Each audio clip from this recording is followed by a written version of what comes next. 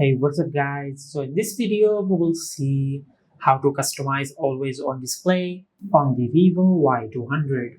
Now to do that, just open the settings app on your smartphone, just scroll down and tap on home screen, lock screen and wallpaper. And from here, just tap on always on display. Now just make sure you enable the always on display toggle at the top of your smartphone. And once you have done that, just tap on AOD styles. And from here, just select the always on display style you like. Now from here, you can choose any style from the static options. From here, just like that. Or you can choose an animated always on display. Just like that.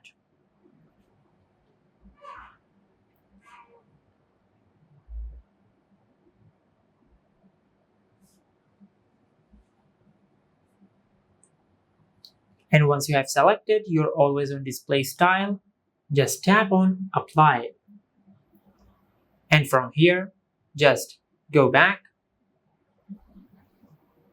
and tap on AOD notifications. And from here, just select the apps of which you want to see the notifications on your always on display. Just like that. And this is how you can customize always on display on the Vivo Y200.